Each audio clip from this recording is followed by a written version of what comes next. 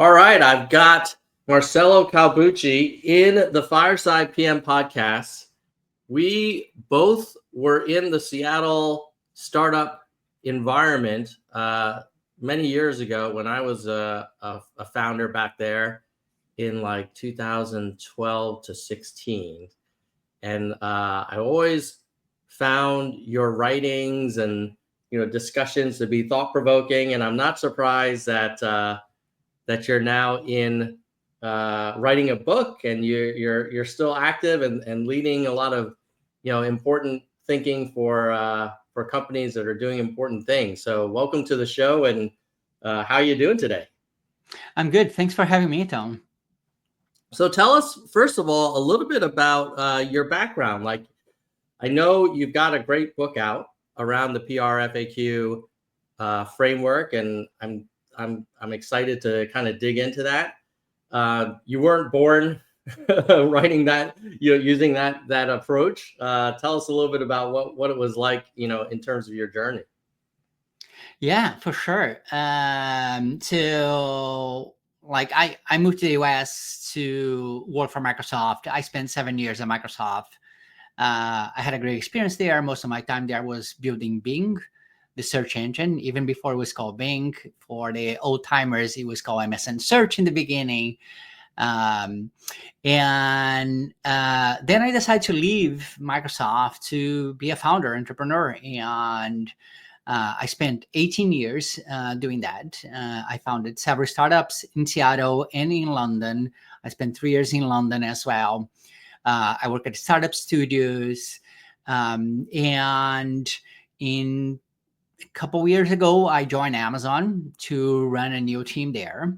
I was always fascinated by Amazon. Like you mentioned, I like writing, I like reading, and I always heard that Amazon had a culture of writing, and I didn't know exactly what it meant, right? You hear stories here and there. And when I joined it, I loved it. I thought it was a very effective way of conveying ideas, of discussions, of keeping track of what we were doing or what we plan to do. And while at Amazon, I was wondering, like, why are not more companies doing this? Right? Why is like there is a culture of PowerPoint and like Jira tickets and like short stories or Slack message to capture all that. So as I was thinking about this, I was like, maybe I should write about the PRFAQ. Because it was a framework that I really enjoy using it. I was fascinated by it. I talk quite a bit on the book of how we use it. And, as soon as I left Amazon, I was like, well, I'm going to do a startup and write a book. Then I realized that writing a book is quite time consuming. So I did the book first. And here we are. We have a book about the PRFAQ framework, the first of its kind.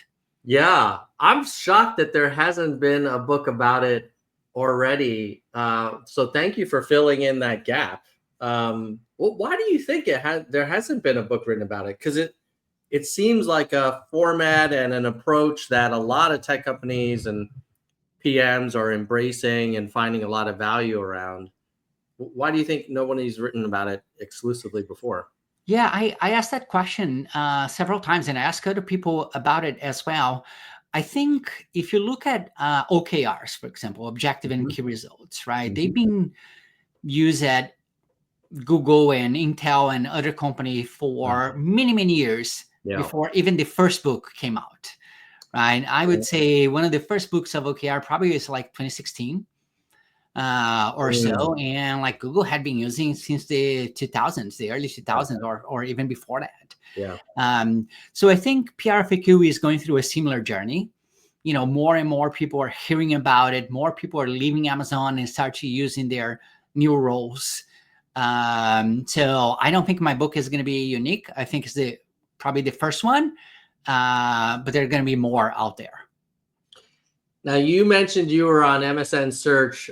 I did some time in Redmond as well, and it was definitely deck heavy, slides heavy.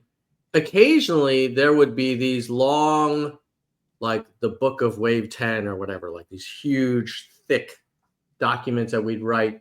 but I don't feel like they were nearly as kind of crisp and concise and precise as what I've seen, when I look at PRFAQs. And I'm wondering, like, Microsoft had some super smart people, clearly able to read and write well. Why do you think they went the approach they did, and why did Amazon take a different tack? Yeah, I think Amazon is the outlier. I think most companies, Mm-hmm. when they think about product and business and process, they think PowerPoint first, Yeah. right? They're like, let's create a deck. Let's create a deck with 20, 30, 40 slides Yeah. explaining what we're doing. And it's not that it's wrong, but it doesn't provoke enough critical thinking, right? So you can like point things on a slide and say like, I don't like that bullet point, or like that Right. number doesn't sound right, Yeah. right? But usually you don't have a lot of opportunity to discuss divergent thinking and like different paths, and like, is this the right thing to do or not the right thing to do from a strategy point of view? I also think that a lot of companies go tactical too quickly, right? We're going to do this on this date. We're going to launch this Mhm. feature. We're going to do this thing. And like, they don't spend enough time on the purpose. Like, why are we doing this? What is the Yeah. viability aspect that makes this an interesting opportunity to pursue versus everything else that we have to do, right? Even for a founder has a million opportunities. Like, why is this the one opportunity they should be pursuing or not?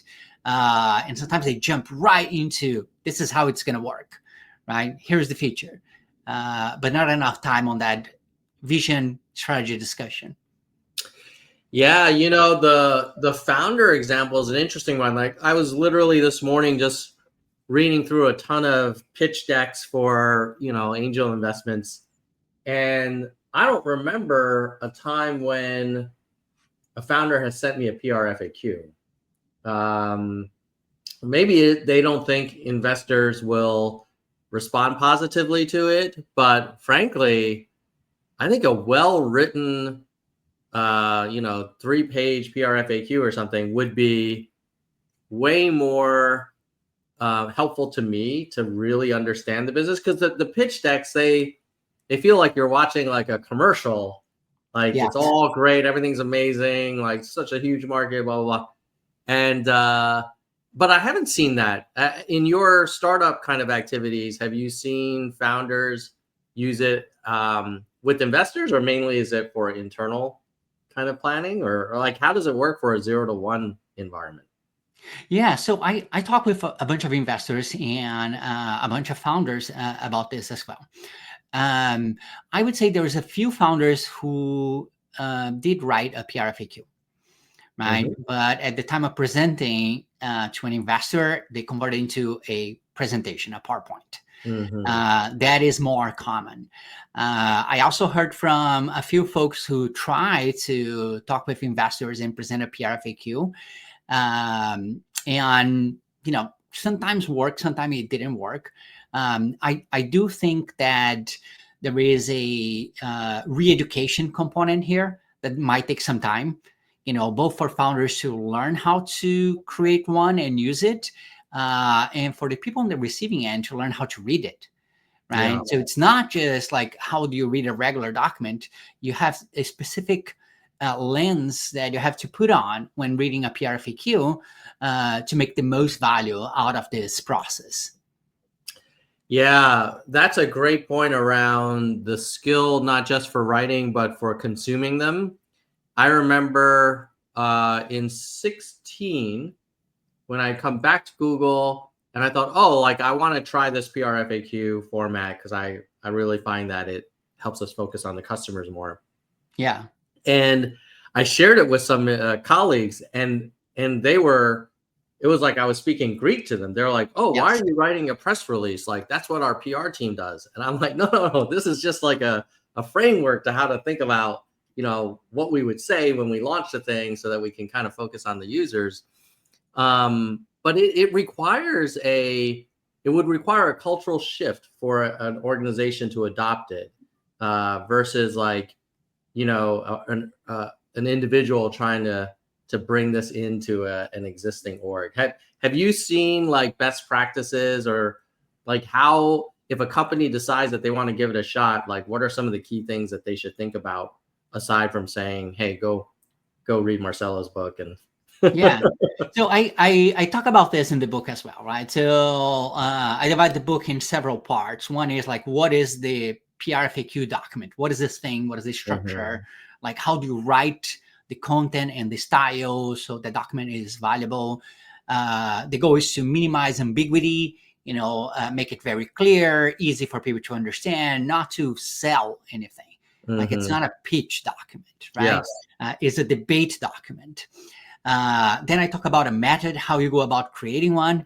And I also talk about how do you use it, right? So a big portion of how you use PRFAQs is what happens in review sessions. So I dedicate a full chapter of the book to explaining to people who are going to participate in a review session. They're not the one writing the PRFAQ, but they're going to be there, like what they should look for and how to think about it. So the cultural transformation is more one of going from PowerPoint to a writing culture. You don't need to do the full transition to enjoy the benefits of a PRFAQ, right? A PRFAQ is just a small slice for strategic discussion. And I think it's the most valuable framework that I know of for strategic and vision conversations. Is the format typically worked on by a collaborative group of people, or is there usually like the main author and then you have the meeting and everybody weighs in? Because when I've seen like strategy papers at Google, what often happens is the comment section gets blown up and there's like a million comments. And yeah, I'm guessing like you would have a similar issue with a PRFAQ, or do you like, how do you engage with other people before like the meeting where people read it quietly and discuss after? Yeah, so that's what's interesting, right? The goal of the PRFAQ process is not to find the most perfect document or to arrive at the most perfect document. Is the process of creating the document with a bunch of people, right? So there is a main author. There is a person that is holding the pen or the keyboard, if you will, and like committing text to the document, right? But then you're going from revision session to revision session to improve the document. So you might write the first draft, which is very rough, and you sit down with your engineers and you ask the engineers, like, as an engineer, give me feedback on this document, right? Then you sit down with your UX team, and as a UX person, give me feedback on this document. Then you sit down with your legal team. As a counsel, please give me feedback on this document, and you incorporate that feedback to make the strategy better, like slowly refining it. Or sometimes you have to go back and like redo it, right? Because you went through a dead end, and you keep doing that. If you do that well, in about 2 or 3 weeks, what you have is an excellent strategy that you have developed with everyone in your organization, right? Or everyone that should be involved in defining that strategy. So like by the end, what you have is an agreement. You're not having a meeting again to say like, all right, is this the one or not the one, right? Because everyone was part of the process. You're still going to have an approval at the end. Sometimes you have, a VP or an investor who's going to say yes or no, or not now. Sometimes, like we have other priorities. But the whole thing has been evolving from meeting to meeting, from meeting to meeting. Yes. Okay. So in that way, it is similar to some like slide decks that you would prepare with your cross-functional team, in that there's been a lot of iterations before like the big review. Maybe help us understand, Marcelo, what are the big components of a PRFAQ for someone who's never written one but wants to try it? Like, what would be the key things they'd have to include, and what goes in which sections? Yeah, so a PRFAQ has 3 core sessions, right? So the first one is the press release, which is written as a press release, as if you're launching the product today. But it's not a press release that you're going to send to the press. It's just for internal consumption. In a way, you're painting a vision of like what's going to happen a year from now, or 3 months from now, or 5 years from now, depending on the scope and size of your project, right? Then you have a section that is called the customer FAQ. And those are like answering questions as if how the customer would ask if they read the press release and they want to have more detail, right? So they might ask like, what is the price? Like, what do I need to do to get started? Those are the typical questions. Then you have the bigger section of the PRFAQ, that is the internal FAQs. And the internal FAQs is almost like you asking questions to yourself about the viability, the feasibility, the value that you are creating for the organization. And so one of the questions might be like, what is the vision and what are we trying to achieve? And then there is a paragraph that answers that.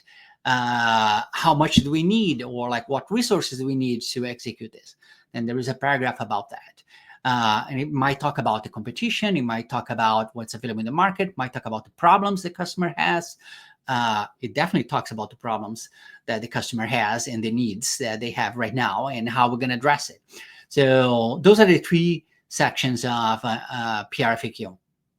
You know, the what I've seen in practice, and it could be because, you know, maybe I was misusing the format, is that I got the most discussion in the last section, the internal FAQ section, and I got the least kind of feedback and discussion in the first section, the press release. I think people just like, I don't know, maybe they just glossed over it, or they thought, well, it's kind of fictitious, whatever.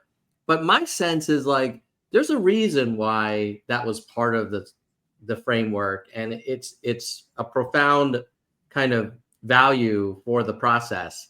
Like when you think about that first section, the press release, what problem is that section trying to solve? Like, how is it trying to help the team? Yeah, for me, I believe the press release, the first section, the goal is to prime all the participants and to anchor them on like, what exactly are we trying to do here? And it works as well as an inspiration aspect of the document, because the other parts of the document might be a little bit more dry. Yeah. Right. And on the press release, you talk about a customer. Actually, you fake a customer quote to say like, this is the problem that I had, and now I use this product, and this product solved my problem, right? And you make it very believable, so everyone reading go like, oh yeah, that is believable. I believe in this problem. I believe that we can build a solution. So let's talk about the strategy to go about doing that. Yeah, Marcelo, when you've seen new hires or people, just trying to become more expert at using the format, what are some common mistakes people make? Like, you've been helpful in describing the main sections, and a smart person could probably like run with that. What are some common errors you've seen that separate like a decent PRFAQ from one that's like really having max impact? Yeah. So I think there is mistakes on the process and mistakes on the content, right? So a common mistake, actually 2 mistakes that people make is, one, they see the PRFAQ as a plan. And PRFAQ is not a plan. A strategy is not a plan. A plan is a plan, right? A plan is tactical. Like, it goes into the details, the features, the process, the tools, everything else. PRFAQ is like vision strategy. That's what you're debating, right? Is this the right vision? Is this the right strategy? Is this strategy viable for the business? Is this strategy feasible from a technology perspective, right? Is this going to create value for the customer? Like, forget how you're going to build it, right? So the PRFAQ doesn't include that. Every once in a while, you might see some elements of that just because it helps the strategic conversation. But like, your customer doesn't care which hosting provider you're using, which cloud provider you're using, or which AI agent technology you're using. Like, they don't care, right? So at a strategy level, most of the time, that's not important. Sometimes it's important because of partnerships and other things. but from a customer perspective, really doesn't matter, right? The second thing that I see as a mistake is like people try to get it perfect, right, before engaging with other people for conversation. And you actually want it to not be perfect on purpose, because you want people to feel like, oh, I can give my opinion about this and I'm not going to hurt, the feelings of the person who wrote the first version, because we are collaborating in creating this document, right? So when people see this as like a masterpiece and like everything is perfect, it yields less conversation, and less debate. So that's not as good. Your comment about a PRFAQ is not a plan is a plan. Does that suggest that the PRFAQ is most used at the very beginning of a project's inception? Then everybody agrees, maybe the VP approves, okay, green light, go for it. Then a separate document, the plan is written on that. Okay, how are we going to do it? What's going to ship when? Where's the cut line? Is that the evolution, or does it get expanded to the PRFAQ, or how does that work? You got it. You got it. So the PRFAQ is the starting point for a new thing or for a change, right? Maybe you want to sunset a product. Maybe you want to change a product. Maybe you want to add a process or create a new policy or a program. You start with a PRFAQ, right? And then like everyone agrees on like, yeah, that feels right. That's the right thing for us to do. Now, from the PRFAQ, you might write like product requirement documents. You might write OKRs. You might write user stories. Like everything trickles down from that, because now everyone is agreeing which direction we are going to, right? So people are going to be more aligned. The only exception where you would write a PRFAQ after a project has started already is when you feel the team is not aligned and like the direction is not very clear and people are going on different ways to execute on this. You might like want to bring it all together again to realign the team and say like, well, let's write a PRFAQ. Let's make sure we are on the same page about what we're doing, why we're doing, what is the value for the business, what is the value for the customer, right? So that can work as well. But usually you start from a PRFAQ, like first thing. For example, like founders that reach out to me and say like, oh, I have an idea. I tell them like, write a PRFAQ. That's the first thing you should do. Like, don't build anything, like write a PRFAQ and start talking with people, right? Before you start wasting resources or effort or time on something that might not be viable or feasible or interesting for customers, right?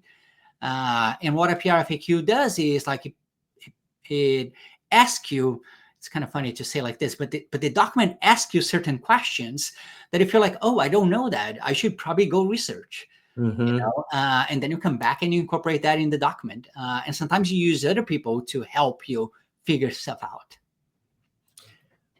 Marcelo, you mentioned that sometimes you'll use it if the team has started to diverge on vision and you want to kind of realign.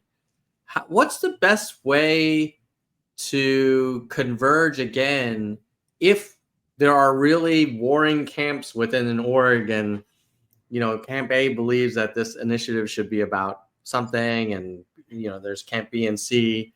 Do you say, okay, guys, let's have one PRFAQ, I'll write it, and I'm from camp B, I'm going to make my argument, but then wouldn't camp A and C just like pollute all the comments to take it in different directions? Or is that working as intended and like we just need to storm and work it out? Usually you want the leader of this project to be the one writing it and deciding, and they need to incorporate the feedback from everyone, right?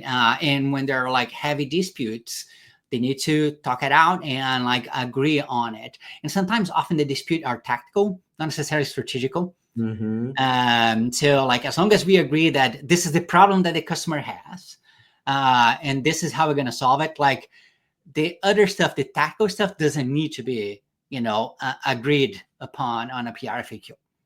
Yeah. right? So you can let other people decide those portions of it. But at a minimum, you want to make sure that everyone agrees on the vision and everyone agrees on the strategy, right?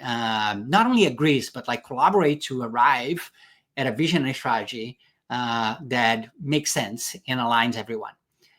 Every once in a while, you will have disputes, and it's up to the project leader. Sometimes it's the VP, a director, or like a principal product manager to call out and say, like, I heard everyone, but we're going to go with option A, not option B or C. At Amazon, they have the idea of this single-threaded leader, like the person that is responsible for the decisions around a project. So other companies might have something similar to that as well. Yeah. And, we didn't talk about it, but I'm guessing success metrics and how we measure success is part of the document as well. Yes, it is. Usually you want to incorporate that in the document. It's a typical FAQ, like how we're going to measure success. Right. And you write a few things that are important there. Like you don't write like all the operational metrics and like all the KPIs that you want to track. Like you don't need to have that. But like if it is number of customers, like how many minutes it takes for a customer to go from A to B, right, to solve their problem. Like those are the type of metrics that you would include in a PRFAQ. Well, let's turn the tables a little bit and focus on the people who are either reviewing or making a decision on the PRFAQ. Let's say you are a cross-functional partner of that single-threaded owner. What's sort of like some do's and don'ts on how to respond to that email where, PM Marcelo says, "Hey, I've got this thing. Can you give me your input as a UX lead?" What's the best way to be helpful and constructive, and how do you do it in a way that is best for the team? Yeah. So usually, best practice is to have a meeting to review a PRFAQ, right? And the person or the persons that you're reviewing with, sit down in a meeting face to face or remote. They read the document, they make notes. And then you as the author go and like lead the discussion, like any questions or comments about the press release section. And then like some people might raise their hand and they move to the next page and like, let's talk about the customer FAQs. Any questions or comments about that? And you're always going to find someone saying like, oh, I read this question, but I didn't understand if it meant this or that, right? So they're asking clarifying questions, which helps you understand like, oh, I didn't write that clearly enough, or I didn't even consider this as a possibility. So you have to decide like, do we want to go back and like incorporate that thought into the document or not, right? Every once in a while you see people disputing something or a data point, and like you have to go back and like do some research to see if it is true, right? Too many times, and that's what you see a lot on PowerPoint. People hand wave at problems and say like lots of customers can't do X. Like in a PRFAQ, you would never write like that. You would say, 37% of our customers have not downloaded this document yet. And we think it's important, otherwise they can't do this other thing here. So you go find the data, like, and be very precise about that data to have a good conversation about it. Is it worth or not worth it doing? Yeah, that makes a ton of sense. In terms of getting that feedback, I hear you that a lot of it happens in a live discussion. Do you encourage pre-reading and pre-commenting on the doc, or do you prefer, is it better to be like, no, let's talk all of these things through at the meeting? Yeah, some people prefer to pre-read because the speed that they read, and they don't want to feel the pressure of like, oh, I only have 20 minutes to read this 6 pages in a meeting, and like I'm gonna be nervous about it. So some people feel more comfortable pre-reading. That's totally fine. They make like pre-notes about what they want to discuss. Part of the value of the PRFAQ review is like the riffing that happens between the participants, right? Sometimes it's not necessarily the author defending something. It's someone raising their hand and say like, I don't think this is possible. And the other person say like, oh, no, it is possible. We have done it before. Let me talk about it. So like that back and forth is extremely valuable for everyone participating. And is that okay to do in the doc itself through asynchronous comments, or is it best in that live meeting? It can be done in asynchronous comments as well. You just have to be careful with the pitfalls of asynchronous comments. I read about this in the book, right? So asynchronous comments are often influenced by the level of the seniority of a person, right? Yeah. So if a person that is more senior leaves a specific comment, it's very unlikely that a junior person would challenge that asynchronously on a document, right?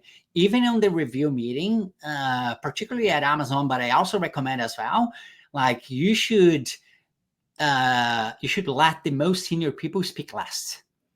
Yeah. Right? Or ask them to speak last, because otherwise they bias so much the conversation that it doesn't become very productive. Or a person that had very insightful information is going to be shy about talking about it, right? So that the same thing happens on like comments on a Google Doc. Mm-hmm. Yeah, I think that's a great point around the intellectual honesty that you'd get in a meeting. I've been in reviews where I benefited, where a very senior person at the very start of the meeting will say, yeah, I think this was a great project. I'm really supportive of it. And as the person being, proposing something, you're like, oh, wow, that's amazing. I just got massive air cover. On the other hand, if you really wanted to have a thorough inspection and pressure testing of the idea, that kind of put a kibosh on any dissent, because it's like, That's right. the SVP just basically said this is a go. That's right. Yeah, that's a good point. And it's something I think sometimes, like as reviewers, we want to be enthusiastic and supportive. So we love those opportunities to say positive things. But if you do it at the beginning, you're kind of losing all your blind spot detection. Yes. And as an executive on startups and Amazon, like I made that mistake many times, right? Yeah. I got too excited about an idea. Yeah. And then like the team around me was like, well, Marcelo thinks this is great. So like, who are we to challenge this? Right. Yeah. But that's not what you want. That was my mistake. Right. Like you have to hold judgment if you are a C-level or VP level executive, or even like a very senior partner or principal product manager or like engineering manager, to like let the other people talk first a little bit. Yeah. I guess the other benefit to that is you give yourself some option value to learn and reassess your initial opinion at going into the meeting. Whereas if you start the meeting saying like, oh yeah, this is great, and then stuff starts coming up in the middle of the meeting where you're like, oh, wait a minute. Yes. It's harder to pivot to start questioning it, because they'll be like, what are you talking about? You started the meeting saying you love this project. That's right. And the PRFAQ is great because the document itself is meant to evoke conversations, right? It's not, the expectation of a PRFAQ is not like at the end, everyone says like, this is perfect, we love it. Now, that wasn't a useful PRFAQ. Is more like what parts are dangerous, what part are not, what are assumptions, what are true facts. Like you want that conversation to happen so everyone is on the same page. We are not like painting, a fake picture of a blue sky. Like if it is cloudy, we want to talk about the clouds, right? And we want to be prepared for that. So it's very good in that sense for that type of conversation. Yeah, I could see that. And then I've heard that the beginning of a PRFAQ meeting is often silent and people are sitting there reading. Part of me feels like, well, why couldn't they read beforehand? But then I know that they won't.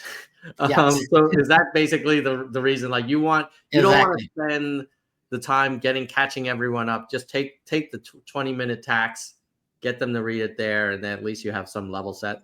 You got it, 100%. It's a tax that you pay to make sure that 3 people in a meeting read it and 3 didn't. That creates a very confusing conversation, because the three that didn't, they're going to start asking questions that are either irrelevant or already answering the document, right? And you're not moving to the meatier discussion that you want to have. Yeah. Or the three that didn't read it, they may keep their comments to themselves because they just don't know enough, and then after in the hallway start criticizing it, and it's like, oh, we didn't get everybody's input the way we wanted to. Super helpful, Marcelo. Tell me a little bit about the book writing process. Like, it sounded like it was pretty involved. I'm curious, like, what was if you could do it all over again, what would you have done differently in terms of how to be an author of a book? Yeah, when I started writing the book, I thought that the writing portion was going to be the hardest. The reality is, writing does take some time, take some effort, but the revisions is what take the longest, right? Because you do so many revisions of the book. Not only you review your own book and like update things, but your editor review, folks that you reach out to review the book, and they send you feedback, and that takes a long time to incorporate all that back into the book, right? Sometimes you say like, oh, you know what? I'm going to reshuffle chapters. I actually reshuffled a couple chapters like, a month before the book was done. And that was very chaotic, but it was a very interesting process. And the book is out there. It's available on Amazon, and people can go to www.theprfaq.com. I have resources there. I have example PRFAQs. I have free chapters that people can download. I have a chapter dedicated for people who are going to review PRFAQs, so they can read just that chapter to understand what is their role in reviewing a PRFAQ, and how to provide valuable feedback. And I plan on putting more content out there as well about writing business documents, writing PRFAQs, how to do strategy, product strategy, business strategy, program strategy. All those things are going to be part of the website. What is the biggest mistake you've seen like executive reviewers make when they're consuming a PRFAQ? Yeah, I think one of the mistakes is to get excited too quickly. We already talked about this. Sometimes they verbalize it, sometimes they don't verbalize it. The other thing is to be executives at the decision process. Like, they need to be clear if it is a yes, if it is a no, or if they need more data, right? Or more time to decide. What you don't want to is leave a meeting feeling like a decision felt like it was made, but it wasn't. And like, no one knows, like, is it a green light? Should we go or should we not go? I've seen quite a bit of that, honestly, which is like everyone feels excited, but the decision maker didn't say yes, right? Or didn't say like go or execute. So I think that's important. Yeah. And I think a lot of times, like, newer execs, certainly in my early years as a decision maker, I think sometimes I wouldn't want to like discourage the team too much. And so rather than being really clear about what my concerns were, I would say like, well, let's do another review and we'll dig into some of these follow-up questions, versus me saying, look, I'm most concerned about this specific assumption. Yeah. And I don't feel like I've seen enough to kind of convince me of that. Let's dig into that, because I think maybe earlier in my career, I would be a little bit hesitant to kind of have a conflict with the team. But I think we all learn in the long run, like, it's better to have that stuff up front than kind of string them along. Yeah, my advice on the book is involve the executives early on. Make them part of the process. So when it gets you there to ask for the final approval for the final meeting of like, let's decide the thing, it's not the first time they're seeing it or hearing about it, right? And the other aspect is a PRFAQ should be a small investment. You're talking about a couple weeks here, right? So the team is not going to feel like, oh, we spent all this years working on this, and like now the executive is challenging us. it feels softer for an executive to say like, this is not the time for us to do that, or we didn't find a viable strategy here. Yeah.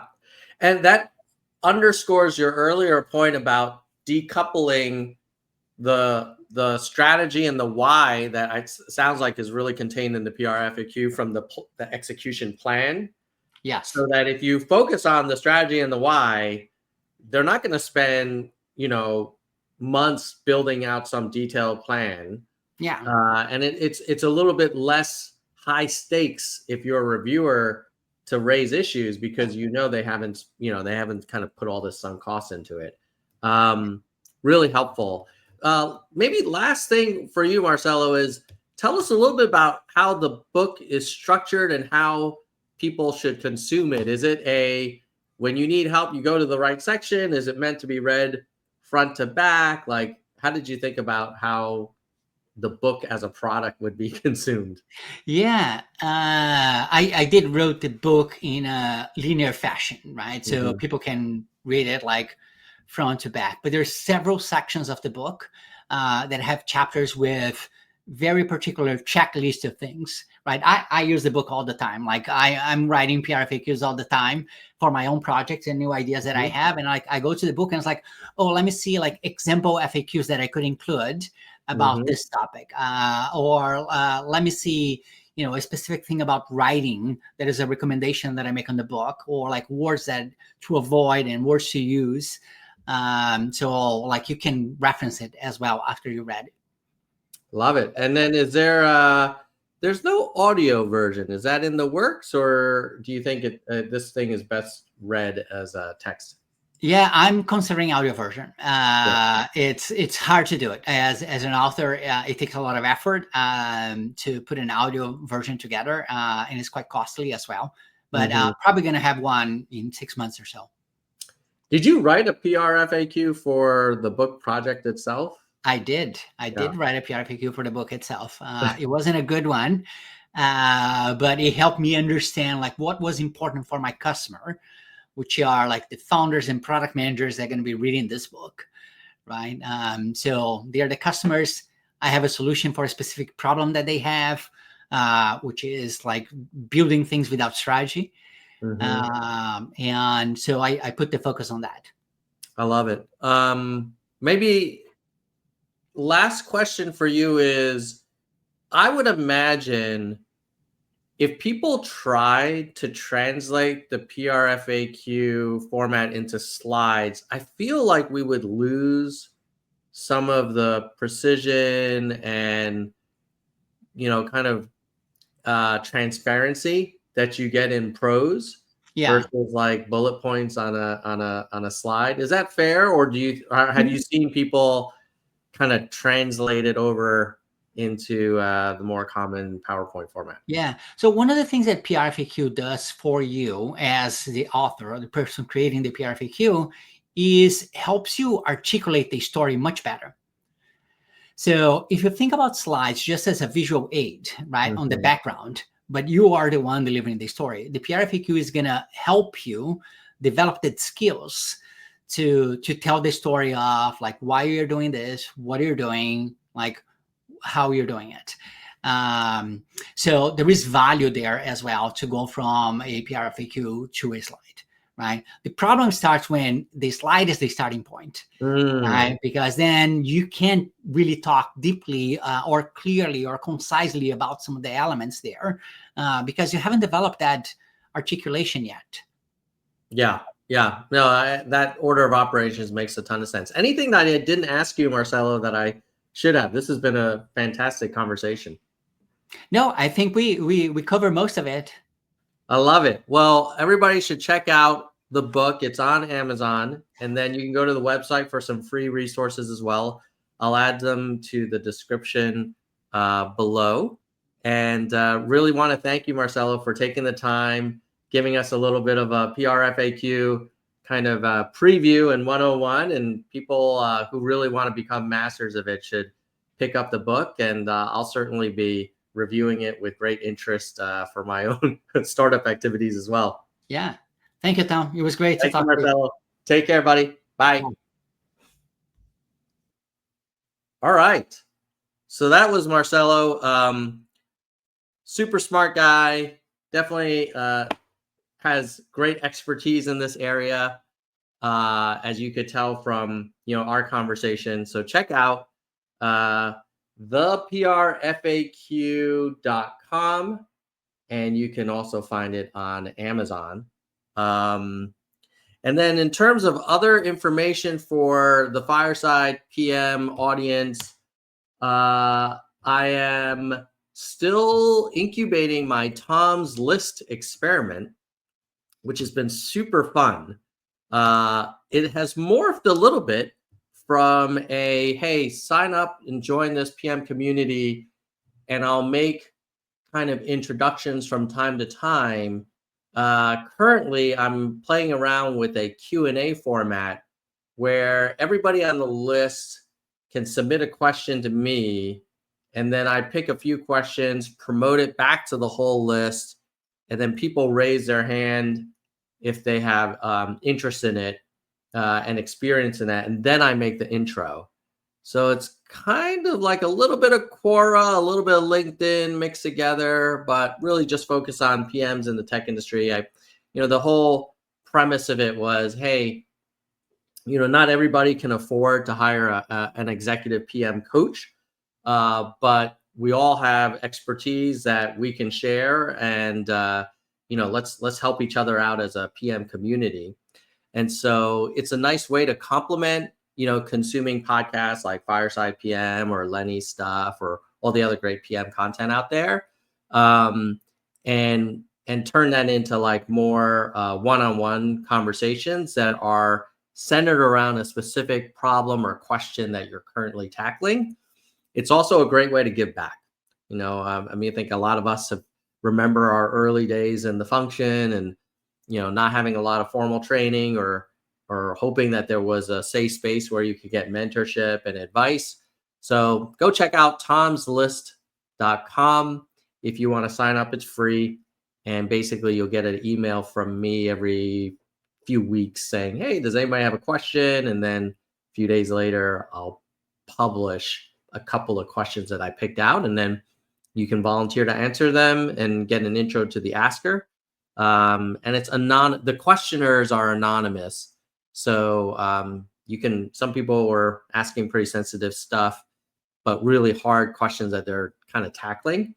And you can do that in kind of a safe environment. So check that out. And then if you want to see any summaries of previous Fireside PM podcast episodes, go to my Substack, firesidepm.substack.com.